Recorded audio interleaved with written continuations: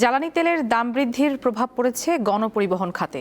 সরকার প্রতি কিলোমিটারে বাস ভাড়া 11 পয়সা বাড়ালেও তা নিয়ে রাজশাহীতে দেখা দিয়েছে মিশ্র প্রতিক্রিয়া।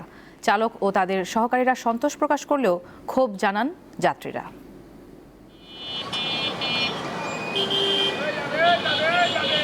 জ্বালানি তেলের দাম বৃদ্ধি পাওয়ায় গতকাল সরকার পরিবহন সেক্টরেও প্রতি কিলোমিটারে 11 পয়সা বৃদ্ধি করেছে।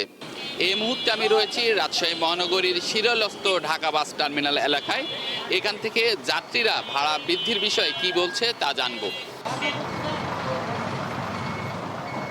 আসলে ভাড়াটা বাড়ানোর আগে চিন্তা ভাবনা করা আরও উচিত ছিল। কারণ হচ্ছে যে একবার ভাড়া বাড়লে কমতে অনেক সময় লাগে। আর একটু কম বাড়ালে 11 পয়সা যেখানে বৃদ্ধি পাইছে কিলোমিটারে, এটা যদি হয়তো 5-6 পয়সা বৃদ্ধি করলে যাত্রীরাও একটু স্বস্তি পাইতো, আরও কিছু কম হয়তো আর কি।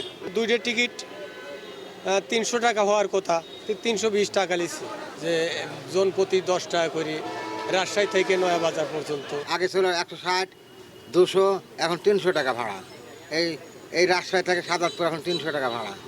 এখন ধরো আমরা খুব অস্থির হয়ে গেছি, আমরা তো সাধারণ মানুষ। 11 পয়সা যদি নেই কিলোতে আমাদের সমস্যা হয় না, আর যদি এরা তো 11 পয়সা নেবে না, তার জন্য আরও বেশি, এই জন্যই তো সমস্যাটা আমাদের হয়ে যাবে।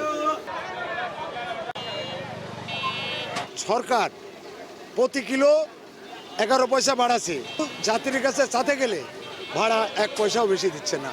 খুব গন্ডগোল ফেসাদ চলেছে। প্রতি কিলোমিটারে যে আমাদের ভাড়াটা নির্ধারিত আছে, এটা তো আমরা উঠাইতে পারি না। নাটোরে ভাড়া মনে করেন 109 টাকা ভাড়া, সেখানে আমাদের কিন্তু 50 টাকা, 60 টাকা, 70 টাকা, যদি আমাদেরকে 100 টাকাও দেয় তা আমাদের লাভ হবে, কিন্তু এই ভাড়াটাও তো দেন। সরকারের বর্ধিত ভাড়া চেয়ে যাতে আর অতিরিক্ত কোনো ভাড়া না নিতে পারে, সেজন্য যথাযথ কর্তৃপক্ষের আরও মনিটরিং জোরদার করা প্রয়োজন বলে মনে করছেন সাধারণ যাত্রীরা। ইউসুফ আদনান, দীপ্ত সংবাদ, রাজশাহী।